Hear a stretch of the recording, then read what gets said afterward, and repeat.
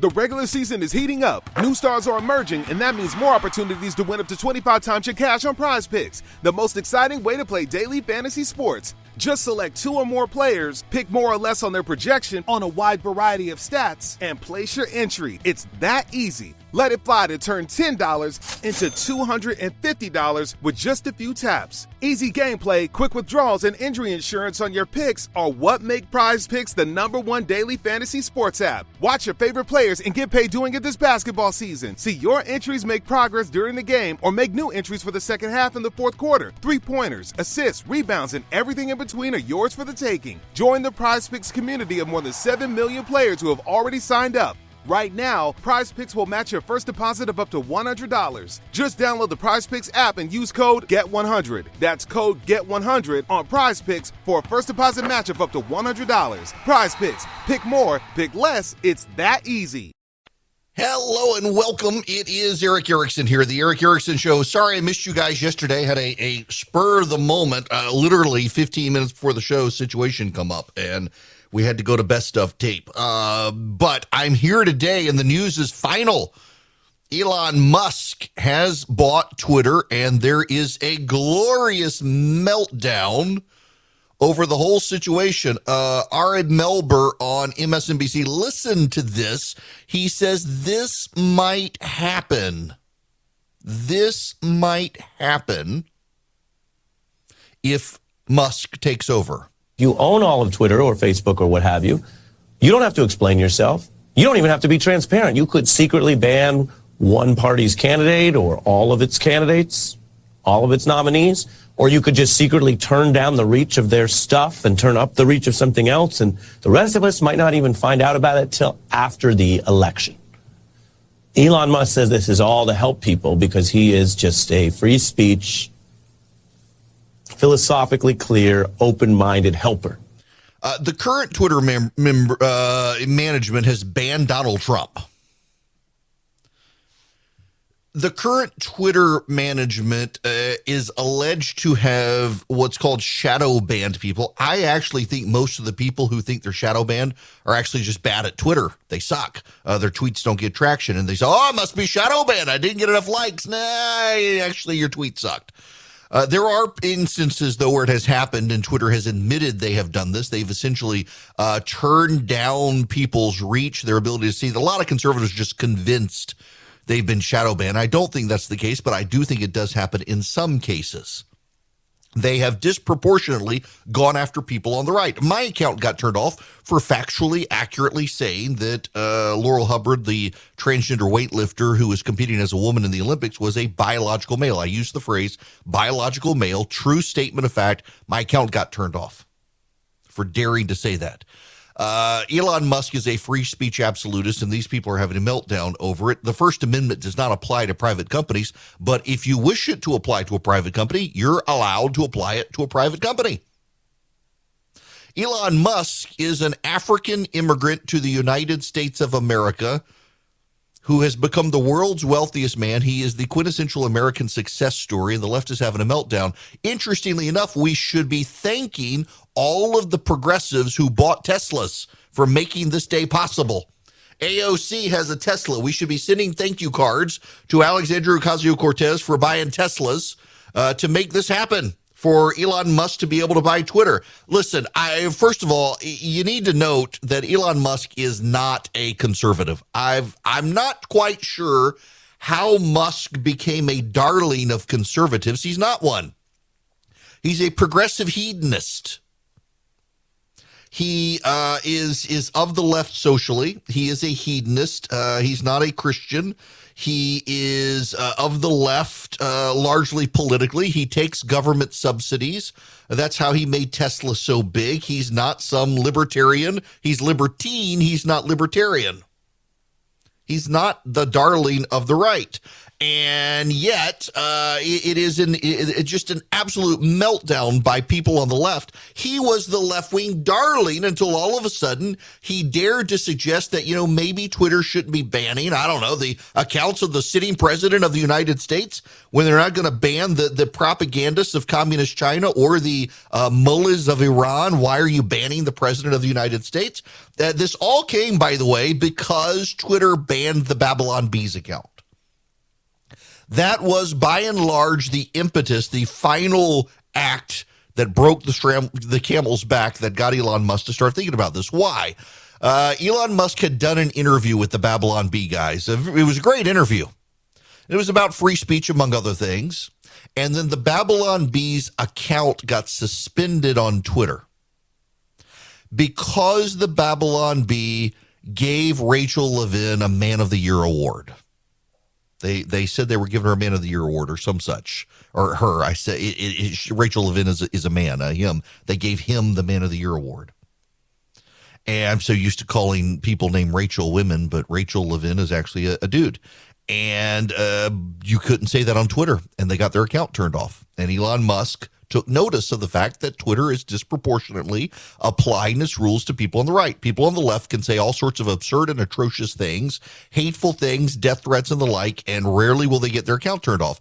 Additionally, Twitter has something, if you're not on Twitter, and most people aren't, and I want to actually get to that here in a minute, but Twitter has something called trending topics. And trending topics are not algorithmically generated.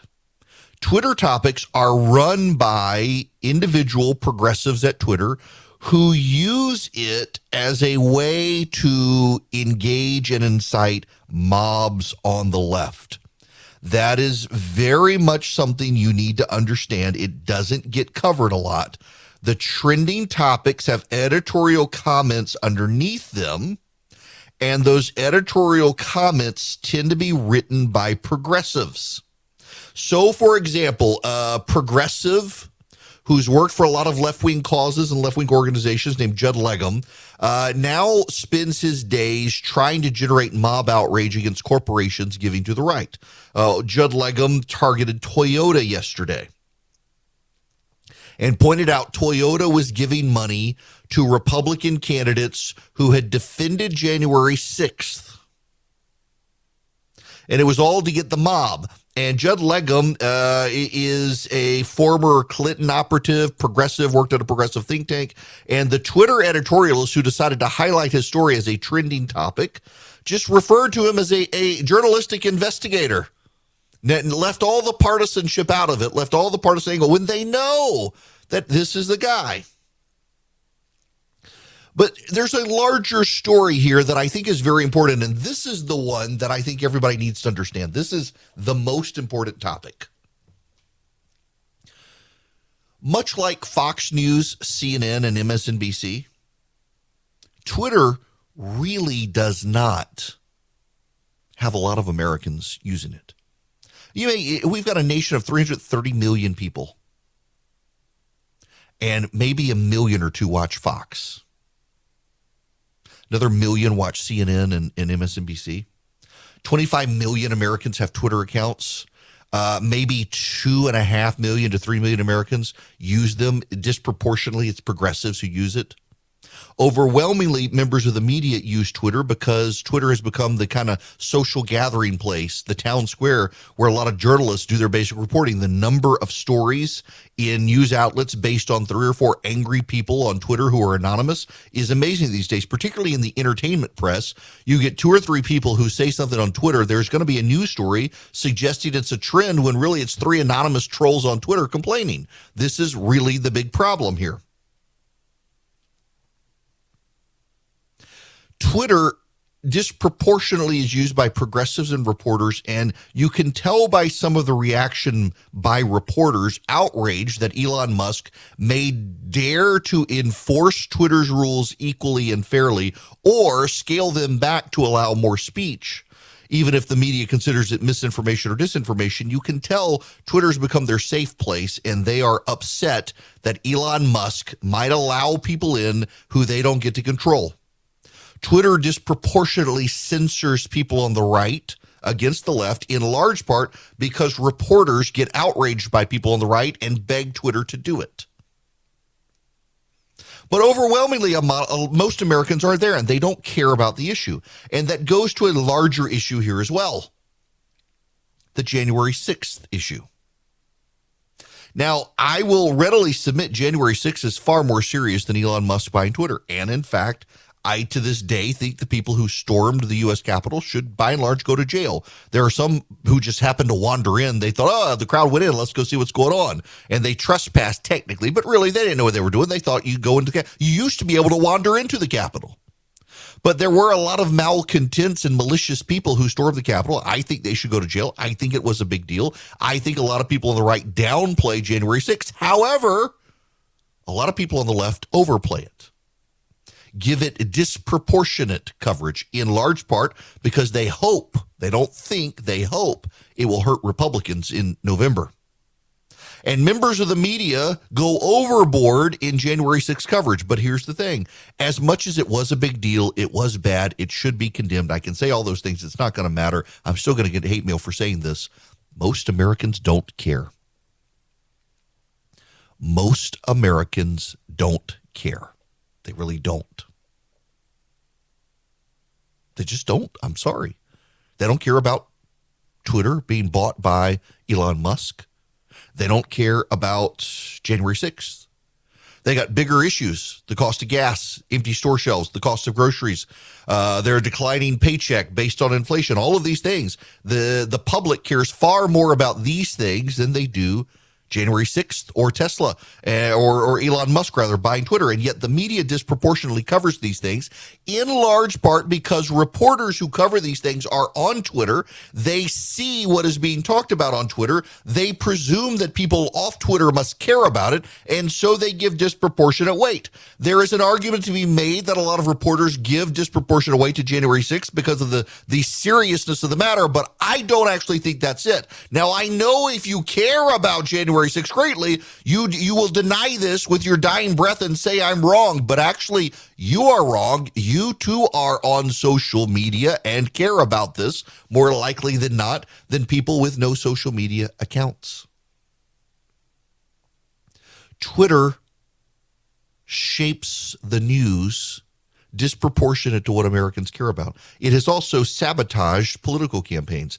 Kamala Harris and Elizabeth Warren, when both of them dropped out of the 2020 presidential race, the chief internal criticisms were they cared much more about winning the daily fight on Twitter and what people on Twitter thought than real Americans, and Twitter isn't reality. The attacks on Dave Chappelle, the comedian, came overwhelmingly from online progressive activists. As he said, Twitter's not reality. Real Americans, they don't care. People offline, they don't care. And Twitter has shaped media narratives, the way the media covers stuff and what the media covers based on reporters being always present. If Elon Musk buys it and it drives reporters to get off Twitter, it will actually be a good thing. One of the smartest things he could do would be to get rid of trending topics, get rid of quote tweets that usually people do to harass, and third, shut it down one day a week. Force people to go offline. There's a scene in the movie Ready Player One where everyone is in a virtual reality engine, essentially. It's how they spend their days. And the proprietors of it at the end of the movie, they shut it down one day a week. It's good for people's health to get offline and actually have people engaged, making eye contact with each other. It would be wise of Elon Musk to do that. I doubt he will, but he should. This probably shouldn't be the biggest story out there. But so much of the media is engaged in, on, and around the conversations of Twitter, it disproportionately becomes the biggest story of the day.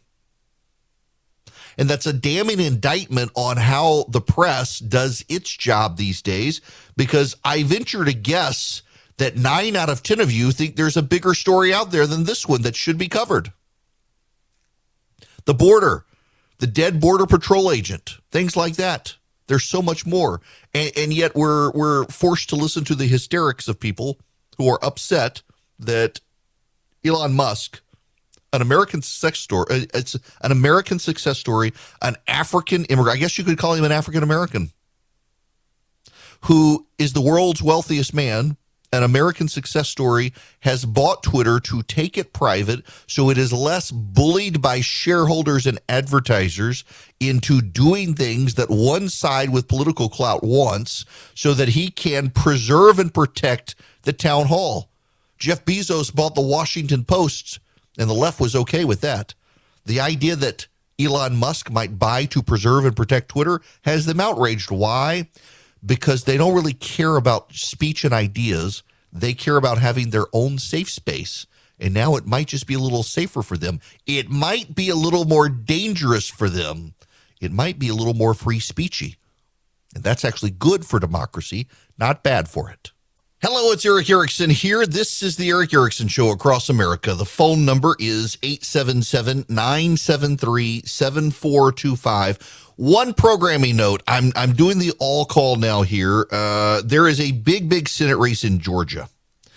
And it is my intention to invite on each of those candidates for the 2 o'clock hour and allow them to spend an hour with me on radio live and really answer the who are you, why are you running, what's in it for Georgia sort of question. Non-combative, probative questions that allow them to tell their story instead of me trying to step in the middle and argue with them and be combative with them, very much like I've done in the past with the candidates for office. Now, for those of you nationally, I realize a lot of you don't care about that, and I will make sure to balance this out. So for the national show, you've got me with the current news, but also live on my flagship station. We can have these candidates. So we'll figure out a way to work it out for everybody. And some of you who are interested will be able to make it available to you. But I want to do my flagship station, WSB, is where I got my start. And I would like to do that with them, given the pool of people in the Atlanta area who are there. And I do have a ton of stations in Georgia, so it may be worth it. I don't know. We'll work out the details and see. But I want to invite all the Republican Senate candidates in Georgia to spend time with me. Each of them gets an hour. It's the 2 p.m. hour. That's kind of non-negotiable. Live in studio with me if they want it. I don't know whether Herschel Walker will do it. I'm certainly going to reach out to him and see. And again, it's non-combative stuff. It's who are you? Give us your biography. Why are you running? What sets you apart from the other candidate? I mean, these are the questions. I'm going to literally ask them these questions. Talk about prep. Who are you? Why are you running? What is your background? Forget national issues. What about Georgia in particular? Now do national issues. What sets you apart from all of the other candidates? And what sets you apart from the incumbent Raphael Warnock? There's your questions. You got an hour to answer those, and I will see if I can get them all in. Now, there is, you should know, polling out of Georgia on probably the most watched primary in the entire country. In fact, the Washington Post has a big story today about the Brian Kemp-David Perdue race down in Georgia. Gubernatorial candidates, the incumbent governor facing a hand-picked challenger from Donald Trump. There was a debate on Sunday night. I venture to guess 90% of people didn't even watch it, the debate. That's my guess, is 90% of people who could watch it didn't watch. I don't know anyone who watched the debate. I typically, outside of presidential races these days, I don't watch them. I did not watch the debate. I had to go back and do it as part of show prep. I've got audio from it when we come back. It's interesting because at the end of the race, there's a lot of polling out that shows Kemp well outside the margin of error and also above 50%, meaning there will be no runoff if the polls are right. And I've heard from a number of outside groups whose polling reflects the existing lay of the land in the polling. And so I suspect there will be 2 more debates. No one will watch those either, and early voting will begin. We'll see. I want to spend a little bit of time playing audio as part of a larger story. Trump has now gotten in on J.D. Vance's behalf in Ohio. Ted Budd has now surged into the lead in North Carolina. The media has been running these stories of it's doom and gloom for Trump, but actually, it's not really. Maybe outside of Georgia, where I think he did actually lose, where voters have kind of moved on to 2022 and 2024, but he's still got some clout out there, and we'll discuss that. I'll take your phone calls as well. The phone number is 877-973-7425. After we get through that, my gosh, the latest polling for Joe Biden, it is going to be a disaster for the Democrats in November. Hello there. There's some breaking news here. It is Eric Erickson here. Breaking news, Kamala Harris, Vice President of the United States, has tested positive for COVID-19 with a rapid test. She is asymptomatic, will be in isolation, has no symptoms. Also, the Biden administration is announcing that they are reversing energy exploration in the Arctic National Wildlife Reserve. So as much as they say they want to expand supplies of petroleum to lower prices, they actually are not going to do that. They're restricting it. Now, down in Georgia on Sunday night, there was a gubernatorial debate in the primary. It's gotten a lot of national coverage, in large part because Donald Trump is supporting David Perdue. There is polling from the Atlanta Journal-Constitution has Brian Kemp at 53% of the vote.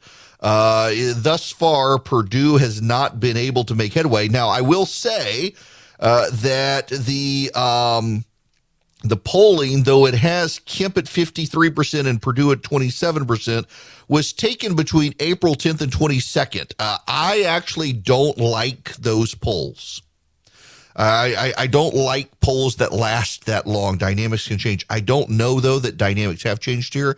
I do know of two outside groups who have done what I would say is better polling of likely voters, larger pool of voters over a shorter period of time last week. One of those has, I'm not allowed to tell you who, but they're both outside groups who have an interest in the race. One has Kemp at 54%, one has Kemp at 50%. I am told reliably that Kemp's polling looks like the AJC polling, so around 53%. The only people, let me read this. Perdue only outpolled Kemp among likely GOP voters who said a Trump endorsement would make them more likely to vote for a candidate, leading 55 to 30% among that group. But overall, they said it would make no difference. 71% of Republicans in the poll gave Kemp a positive review, compared with 21% who viewed him unfavorably. By contrast, 57% of likely GOP voters had a favorable view of Perdue, and nearly one-third had a negative image of him. So Perdue and Kemp both still have high favorables. Now, I've got some audio of their opening statements. Kemp's opening statement focused on the culture war aspect. He's trying to balance this with moderate independent voters. He had some culture war aspect to his opening. Let's listen to Kemp's opening statement. You never could see the new styles they're wearing, like women folks walking out around in men's pants. And you couldn't see grown men wearing rompers. Instead of uncles, they look more like aunts. Well, where are you tonight? Why did you leave me here all alone? I searched the world over and I thought I found true love. You met another and you were gone.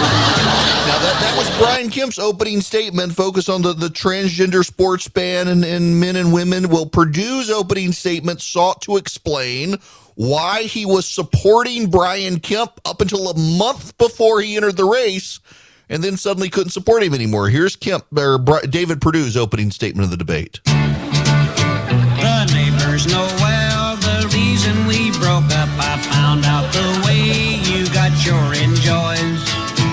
You used to send back the gifts I would send you, but you would keep the delivery boys. Tonight, why did you leave me here all alone?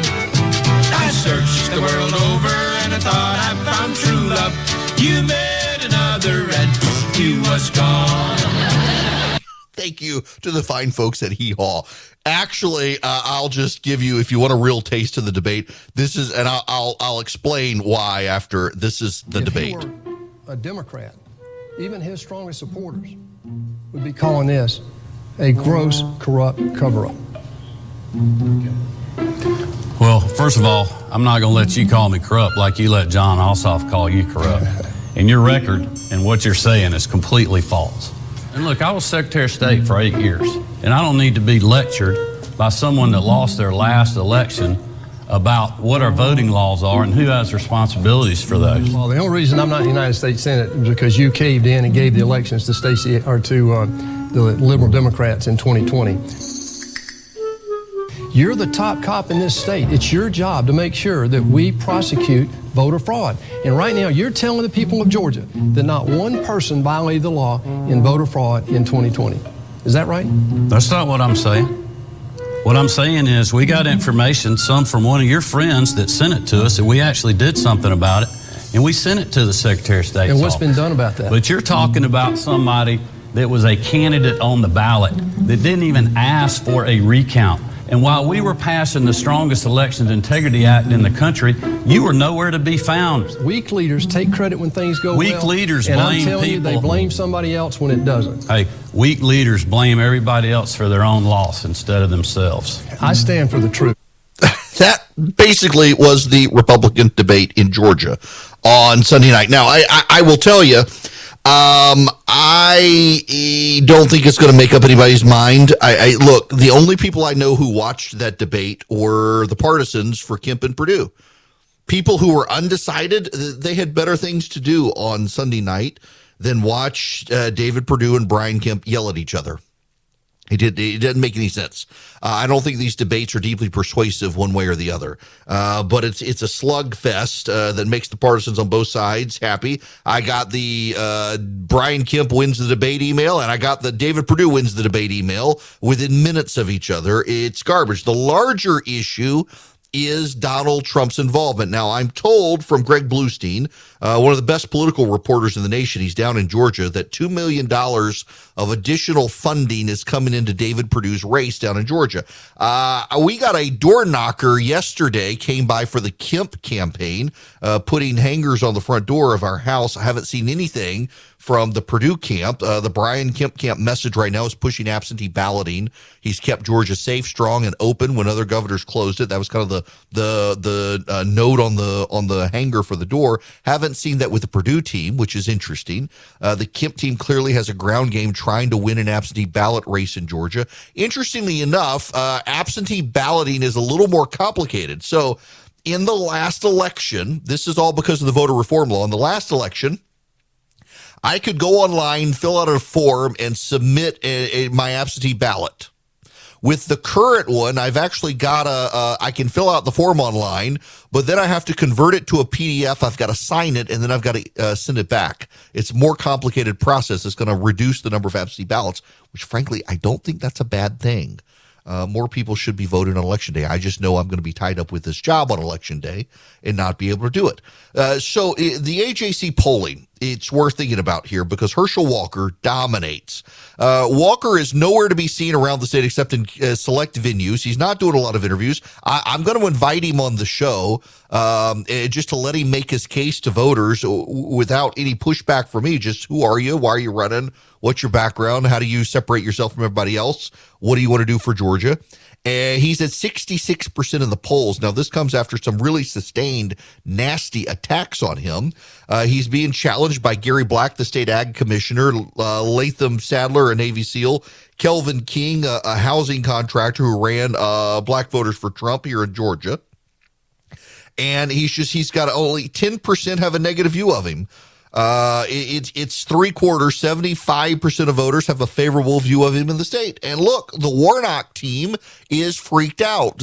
I have said all along that I do think there is concern. I've talked to prominent Republicans in Washington who have concerns about Herschel Walker and the things the Democrats are going to do to him, and they don't know that he and his team are prepared. And they're worried. They actually are worried that Georgia should be an easy win, and they're concerned. But given the polling in the race, I'm thinking he's going to win. I think he's going to beat Warnock. The fact that Warnock is already in panic mode doing defensive advertising is a good sign for Herschel Walker. And, you know, he doesn't have to be on a debate stage. I mean, the media will complain, but who's really going to care whether he's on the debate stage with Warnock other than the Democrats? He's Herschel Walker, after all. So he could still do that. What I find notable is that Brad Raffensperger is ahead of the Secretary of State's race in Georgia. That's the Republican Secretary of State that Donald Trump was the first candidate Donald Trump said needed to be beaten in 2022. He's slightly ahead of my friend Jody Hice. I like both guys. I've kind of stayed out of the race. I like them both tremendously. Jody's a phenomenal member of Congress. I kind of wish he would stay in Congress. I get why he's running, though, but Hice is 2 points behind Raffensperger. And then Burt Jones is ahead of Butch Miller in the lieutenant governor's race in Georgia. They're both low. Turnout's going to matter there. Miller's the current president pro tem of the Senate. Burt Jones is backed by Donald Trump. He's a state senator from the middle Georgia area, Monticello, Jackson, that area. So those two outside of Georgia, let me put this in larger perspective for you. The biggest deal race of Trump's endorsements is David Perdue versus Brian Kemp. And Kemp is probably going to win without a runoff. And the media headlines are going to be, oh my gosh, it's bad for Donald Trump. It's not really. Kemp did what he needed to do. The media is going to play up a loss by Perdue bigger than it actually will be. Why? Because Ted Budd is running for the U.S. Senate in North Carolina. And Budd is ahead of, what's his name? The former governor of North Carolina. And isn't it one of those things where McCrory, I keep thinking Pat Toomey, Pat McCrory is the former governor of North Carolina. He was the one who passed the transgender bathroom ban in North Carolina, was thereafter removed from office, and the media said it was about that. It was actually about a lot of other stuff. He's been ahead, and now suddenly Budd has surged into the lead. So Trump's going to have that win. J.D. Vance is in Ohio. J.D. Vance, who wrote Hillbilly Elegy, he's backed by Peter Thiel, now by Donald Trump as well, and he is surging in Ohio. So Trump may get his guy there. He'll lose Dr. Oz in Pennsylvania, but he'll get those two in North Carolina and Ohio. So it's kind of a wash for Trump's endorsements.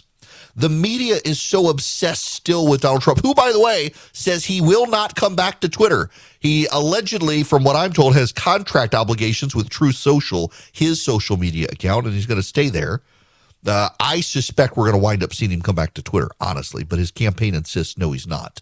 But the media is so obsessed with the David Perdue loss in Georgia, that's probably going to happen.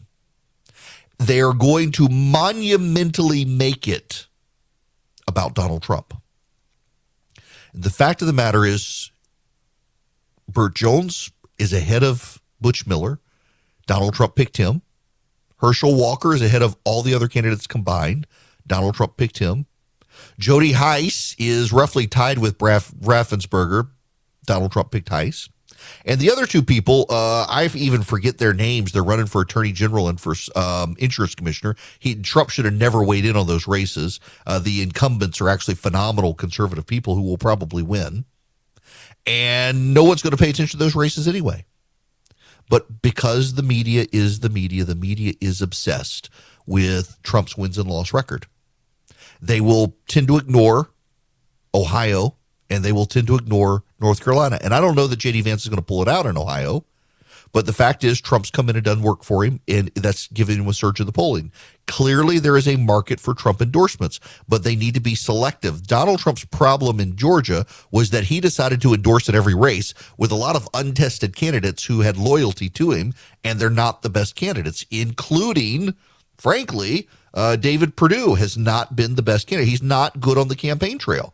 And it's very notable that in Donald Trump or in David Perdue's campaign in Georgia, all of his crowds have been pretty small, including one yesterday after the debate. Pretty small.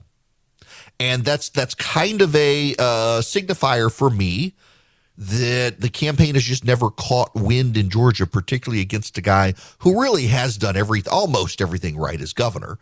Kemp's done a very good job. He remains very popular. He's been very conservative. He got a constitutional carry passed, a transgender sports ban passed, a parental bill of rights passed, the fetal heartbeat ban passed. He reopened the state of Georgia before every other governor, including Ron DeSantis in Florida, who gets all the attention. He's done so much right. It's a very hard excuse to replace him. And most importantly, he beat Stacey Abrams once, and Perdue couldn't even beat Jon Ossoff. That matters a lot for so many Republicans who have internalized they've got to stop Stacey Abrams. Now, you right now are actually probably more internalized in, oh my gosh, What are we going to do with my 401k, my IRA, and the like? People are starting to really get panicked about this stuff. And I don't blame people for getting panicked about this stuff. I have never in the past endorsed a gold company because the economy was so strong. Stocks and bonds and everything were so good. But we're back to Jimmy Carter's economy thanks to Joe Biden. We hadn't seen inflation like this in 40 years. The interest rate hikes we're seeing, the increased gas prices. So the economy is far different from what you and I are used to. If you got $50,000 or more in your IRA, your 401k, or other retirement savings, your money could be at risk. You don't have a lot of options, but you can protect your money with physical gold and silver, precious metals. Call my friends at Goldco, 855-904-5933. You're going to get a free wealth protection kit to learn how to use gold and silver to protect and grow your money. You get thousands of retirees are protecting their retirement savings, and many are getting $10,000 or more in free silver for doing it. Call my friends at Goldco. Find out how to qualify for the special offer. They've helped thousands of Americans at Goldco protect their retirement against inflation and stock market crashes. Goldco may be able to help you. Reach out to them. Text the word ERIC, E-R-I-C-K, to 33777. Text ERIC, E-R-I-C-K, to 33777. I will send you Goldco's toll-free number. Call them, see if they might be able to help you. I have read a lot of brutal things this week. This may be the most brutal thing I have read this week. This is from MJ Lee on Twitter. She is the CNN White House correspondent. First sentence, breaking, Vice President Kamala Harris has tested positive for COVID, White House says. Second sentence, she is not considered a close contact of President Biden. Now, last I checked, and maybe they've changed this. They still call it the Biden-Harris administration on the White House website. This is the first time they've added the vice president's name there, but she is clearly in the administration's name and name only. She's not considered a close contact of President Biden. It's a pretty damning indictment on the whole setup when the White House is telling White House reporters that the vice president is not a close contact to the president of the United States. Ouch. Now, speaking of Twitter, I got about a minute, 40 seconds. Ken, I don't want to keep you waiting. Welcome to the program. Hi. Hi there. Yes, you're a very smart person. I just want to get your take on who's bankrolling all this stuff and why this is happening and why we can't be allowed to have free speech. Yeah, so Musk is worth something like $215 billion, and he'll get a good portion of funding from banks. He will fine $21 billion of his own or other investors to make it happen, and thinks that he can change Twitter in such a way to make it easier for advertisers. Remember, Twitter prohibited political advertising, which he will probably bring back, so he'll be able to make his money back over time. It's not a bad deal, frankly, but you know what? The man's got $200-some-odd billion. If he wants to buy it, privatize it, and treat it like it's the public trust as the public town square, he's allowed to do that. If he will stop disproportionately letting progressives at Twitter censor people they don't like, that will be even better. We'll see whether or not they're able to pull it off.